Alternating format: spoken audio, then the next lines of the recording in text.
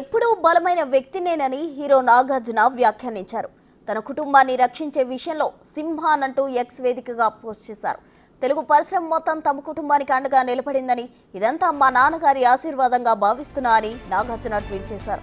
మంత్రి కొండా సురేఖపై పరువు నష్టం దావా వేసిన తరువాత నాగార్జున చేసిన ట్వీట్ హాట్ టాపిక్ గా మారింది.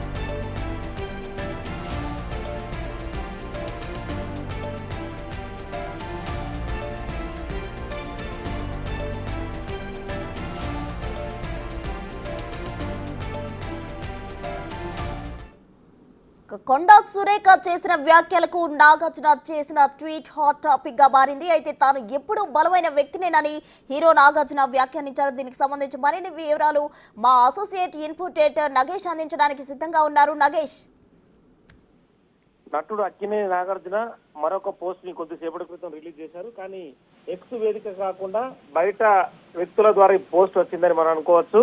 తాను ఈ పోస్ట్ లో నేను ఎప్పుడు బలమైన వ్యక్తిని అని చెప్పుకొచ్చారు. నా కుటుంబాన్ని రక్షించే విషయంలో నేను సింహాన్ని, తెలుగు పరిశ్రమ మొత్తం మాకు అండగా నిలబడింది, ఇదంతా మా నాన్నగారి ఆశీర్వాదంగా భావిస్తున్న సినీ నటుడు నాగార్జున అని చెప్పి ఈ పోస్ట్ ని బయట శ్రేయోభిలాషుల ద్వారా రిలీజ్ చేసినట్టుగా తెలుస్తోంది. ఇప్పటికే మంత్రి కొండా సురేఖ పైన నాంపల్లి కోర్టులో పరువు నష్టం దావా కింద క్రిమినల్ పిటిషన్ దాఖలు చేశారు.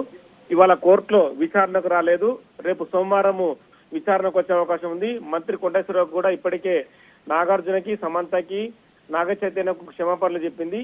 ఈ విషయాన్ని ఇంతటి వదిలేయాలని చెప్పి కూడా ఆమె విజ్ఞప్తి చేసింది. కానీ నాగార్జున మాత్రం వెనక్కి ఏమాత్రం తగ్గడం లేదు. తన పోస్టు ద్వారా మళ్ళీ కూడా నా కుటుంబాన్ని నేను రక్షించే విషయంలో నేను ఎప్పుడు సింహంగా పోరాడుతూనే ఉంటానని చెప్పి చెప్పుకొచ్చిన పరిస్థితి. అంటే తెలుగు పరిశ్రమ ఓవరాల్ గా ఉన్న మెగా ఫ్యామిలీ కావచ్చు, మహేష్ బాబు, దగ్గుబాటి వెంకటేష్, అదర్ హీరోలతో పాటు మిగతా హీరోలంతా కూడా నాగార్జునకి సపోర్ట్ చేస్తూ ట్వీట్లు ఇంకా కంటిన్యూ చేస్తూనే ఉన్నారు. ఈ క్రమంలో నాగార్జున ఈ ట్వీట్ చేయడం అనేది కొంత ఇంపాక్ట్ అనే విషయమే చెప్పుకోవచ్చు. మరి కొండ సురేఖ ఇవాళ నిజామాబాద్ లో ఒక అఫీషియల్ ప్రోగ్రామ్ లో పాల్గొంది.